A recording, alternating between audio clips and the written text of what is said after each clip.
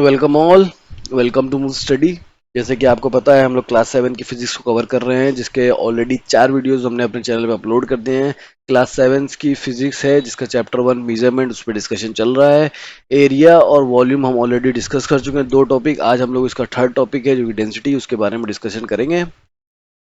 Density क्या है उसके बारे में डिस्कस करेंगे। We know that every object has some mass, moreover each object occupies some space and has a definite volume. हर object का मास होता है और उसका वॉल्यूम होता है। ये अभी हमने पढ़ा कि मास हमको पता है, और वॉल्यूम भी पढ़ा कि उसका वॉल्यूम भी होता है। तो mass of an object contained per unit volume is known as density. Mass of an object contained per unit volume, ये हमारा होता है डेंसिटी। डेंसिटी का फॉर्मूला क्या होता है? Mass upon volume, m upon v is equal to density. Density का volume होता है मास अपॉन वॉल्यूम। कहने का मतलब क्या है? Mass contain per unit of volume, जितना मास पर यूनिट ऑफ वॉल्यूम होगा वही उसका डेंसिटी होता है। तो ये याद रखिएगा, मास पर वॉल्यूम हमारा क्या होता है? Density. Density of an object is the characteristic of material only. और डेंसिटी मटेरियल की ही कैरेक्टरिस्टिक को बोलते हैं। हर मटेरियल की अलग अलग डेंसिटी होती है, ये भी याद रखेंगे। Thus, equal amount of two different material have different masses. Similarly, the equal masses of the two different have different volumes. कहने का मतलब क्या है कि अलग अलग मेटल है, अलग अलग मटेरियल है, तो उनकी डेंसिटी भी अलग होगी। The equal volume of the two material, दो मटेरियल की सेम वॉल्यूम है लेकिन उनका मास अलग हो सकता है। सिमिलरली इक्वल मास है तो उनका वॉल्यूम भी अलग हो सकता है। तो डेंसिटी डिपेंड करती है वॉल्यूम और मास दोनों पे।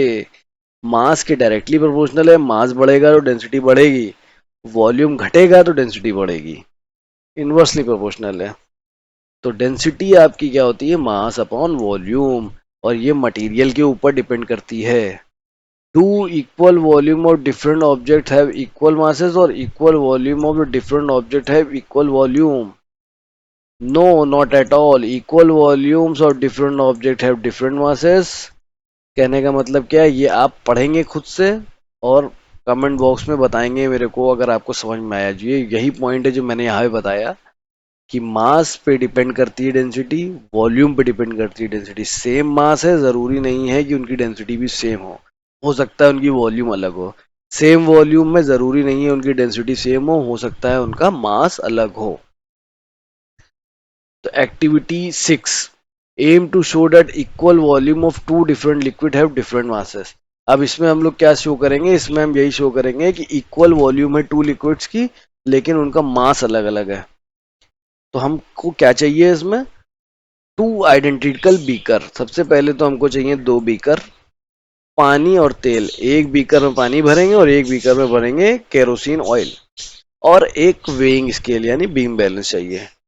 Fill one of them with water and other with kerosene and both liquid to the same level. Same level पे एक में पानी भरो, एक में केरोसिन भरो, और उसके बाद उनको प्लेस कर दो लेफ्ट पैन और राइट पैन में, एक में पानी और एक में केरोसिन ऑयल।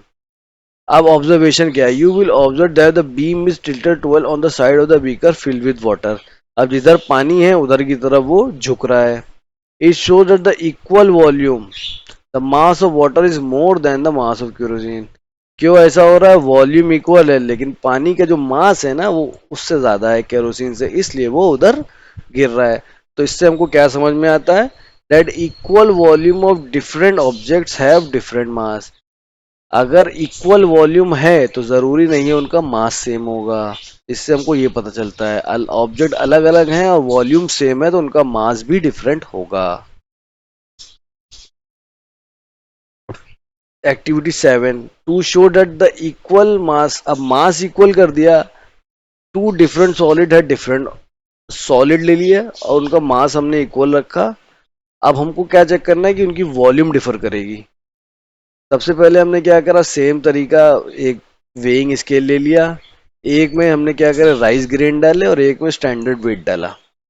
राइस ग्रेन यानी चावल, और एक में हमने वेट, जो तराजू होता है जिससे वो लोग तौलते हैं सब्जी वाले, या आप बनिए के वहां गए होंगे तो वेट रख के तौलते हैं वो। तो कोई भी सौदा आप लेने जाते हैं, सामान लेने जाते हैं, place a standard 1 kilogram weight of iron, iron का बार रख दिया उस पे उन्हीं ने राइट पैन में, और लेफ्ट पैन में हमने राइस रख दिया। Adjust the quantity of rice so that the beam become horizontal, अब उतना एकदम बराबर चावल हमने कम कर दिया और एकदम बीम एकदम सामने आ गया।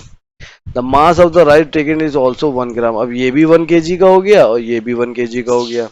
You will observe the space occupy by the rice is much larger, अब तुम देखोगे ना कि चावल ने तो पूरी जगह घेर ली, पूरे के पूरे पैन में आ गया, लेकिन ये जो आयरन का बाट है ये छोटी सी जगह में आ गया।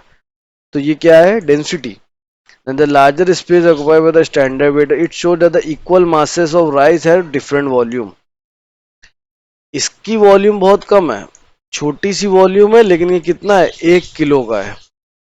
इसने पूरा का पूरा पैन घेर लिया, लेकिन ये भी 1 किलो का है। तो मास इक्वल होने का मतलब ये नहीं है कि वॉल्यूम भी इक्वल होगी। जैसे इससे पहले वाली एक्टिविटी में हमने कहा था कि वॉल्यूम को इक्वल कर दिया, तो वॉल्यूम इक्वल होने का मतलब ये नहीं होता है कि मास भी इक्वल होगा। ठीक है, तो ये दोनों एक्टिविटीज हमने बताई आपको। ना वॉल्यूम इक्वल होने का मतलब होता है कि मास इक्वल होगा दोनों का, और ना ही मास इक्वल होने का मतलब ये है कि वॉल्यूम इक्वल होगा। अब बात करते हैं यूनिट ऑफ डेंसिटी। डेंसिटी समझ में आ गया होगा, तो हम लोग यूनिट ऑफ डेंसिटी की बात करते हैं। जैसे कि हमने बताया ना कि मास अपॉन वॉल्यूम है आपका, डेंसिटी जो होता है मास अपॉन वॉल्यूम। तो मास का यूनिट आपको पता है कितना होता है, केजी। वॉल्यूम का यूनिट आपको पता है कितना होता है, मीटर क्यूब। तो दोनों को एक साथ रख देंगे तो वो क्या हो जाएगा, आपका डेंसिटी का यूनिट हो जाएगा। तो एसआई यूनिट ऑफ डेंसिटी क्या है, SI unit of mass upon SI unit of volume, यानी KG upon metre cube. Smaller unit की बात कर रहे हैं, ये तो स्टैंडर्ड हो गया। अब सेंटीमीटर मास क्या होता है, ग्राम में भी लेते हैं आप, लेते हैं, और आप ग्राम में लेते हैं, और मीटर क्यूब को मैंने पहले ही बताया था कन्वर्जन क्या होता है इसका, 1/100 मीटर का क्यूब, 1/100 मीटर का क्यूब। तो ये क्या हो जाएगा, 1000 kg divided by metre cube. 1 gram क्या हो जाएगा, 1 kg में 1000 ग्राम होते हैं, आपको पता है 1 kg में कितने होते हैं, 1000 ग्राम। ठीक है, 1 मीटर में कितने होते हैं, 100 सेंटीमीटर। तो ये जीरो ये ऊपर जाके कैंसिल आउट हो जाएंगे, बचेंगे आपके 3 जीरो खाली, 3 जीरो आपका बचेगा, तो क्या हो जाएगा, 1000 kg metre per square. Thus 1 kg gram is equal to 1000, 1 gram centimetre cube is equal to 1000 metre cube. इसको हम याद रखेंगे, ये कन्वर्जन है डेंसिटी का, हायर यूनिट का कन्वर्जन है स्मॉलर यूनिट का। 1 gram per centimetre cube is equal to 1000 kg per metre cube. For example, the density of water at 4 degree, the density of water at 4 degree is 1 gram per centimeter cube, and density of iron is 7.8 gram per centimeter cube. You know that 1 centimeter of volume is equal to 1 milliliter, ये भी हम जानते हैं। तो 1 ग्राम को हमने millilitre में convert करने की कोशिश करी है। 1 ग्राम किसके बराबर आ रहा है, 1 gram per centimetre cube is equal to 1000 metre per cube. तो ये कुछ बेसिक बेसिक कन्वर्जन्स हैं जो हमको याद रखेंगे, जो हमको न्यूमेरिकल्स में काम आएंगे। तो इसके बाद हम लोग पढ़ेंगे डेंसिटी के बारे में, थोड़ा और डिटेल में पढ़ेंगे, कुछ न्यूमेरिकल्स हैं उसके बारे में डिस्कस करेंगे। लिस्ट दी गई है, अलग अलग मटेरियल की अलग अलग डेंसिटी होती है। तो ये जो बेसिक कन्वर्जन है डेंसिटी का हायर यूनिट से स्मॉलर यूनिट में, ये याद रखेंगे। 1 ग्राम पर सेंटीमीटर क्यूब कितना होता है, 1000 kg पर मीटर क्यूब होता है।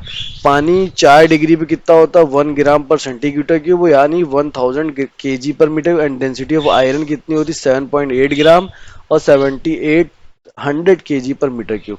तो ये अलग अलग मटेरियल की अलग अलग डेंसिटी होती है, ये उस पर डिपेंड करती है मास और वॉल्यूम दोनों पे। तो आई होप सो आपको ये वीडियो समझ में आई होगी। इस वीडियो में इतना ही, आने वाली वीडियो में अलग अलग सब्सटेंस की अलग अलग डेंसिटी के बारे में पढ़ेंगे। Thank you for watching.